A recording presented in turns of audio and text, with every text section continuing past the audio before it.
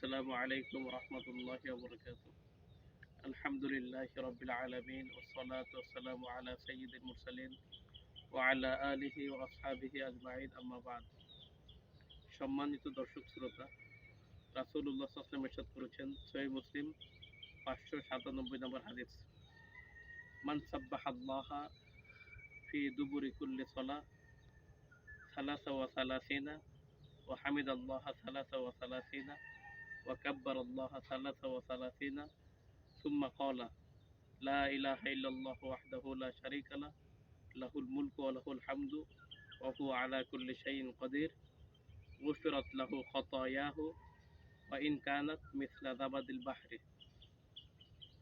রাসূলুল্লাহ সাল্লাল্লাহু আলাইহি ওয়াসাল্লাম ইরশাদ করেছেন, যে ব্যক্তি প্রত্যেক ৫ ওয়াক্ত নামাজের পর ৩৩ বার সুবহানাল্লাহ, ৩৩ বার আলহামদুলিল্লাহ এবং ৩৩ বার আল্লাহু আকবার পড়বে, এই মোট হলো ৯৯টা। ৩৩ বার সুবহানাল্লাহ, ৩৩ বার আলহামদুলিল্লাহ, ৩৩ বার আল্লাহু আকবার, মোট ৯৯ হলো। তারপরে লা ইলাহা ইল্লাল্লাহু ওয়াহদাহু লা শারীকা লাহ লাহুল মুলকু ওয়া লাহুল হামদ ওয়া হুয়া আলা কুল্লি শাইইন কাদির, এই দোয়াটি দ্বারা ১০০ পূর্ণ করবে। গুফিরাত খাতায়াহু, তার সমস্ত গুনাহ ক্ষমা করে দেওয়া হবে। ওয়া ইন কানাত মিসলা যাবাদিল বাহরি, যদিও তার সমস্ত গুনাহ সমুদ্রের ফেনা পরিমাণ হয়, অর্থাৎ সমুদ্রের ফেনা পরিমাণ হলেও তার সমস্ত গুনাহ ক্ষমা করে দেওয়া হবে। সুবহানাল্লাহ, কত গুরুত্বপূর্ণ ফজিলতপূর্ণ হাদিস এটা।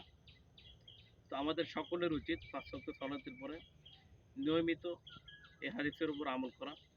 আল্লাহ তাআলা আমাদের সকলকে আমল করার তৌফিক এনায়েত করেন। আমিন ইয়া রাব্বাল আলামিন। আসসালামু আলাইকুম ওয়া রাহমাতুল্লাহি ওয়া বারাকাতুহু।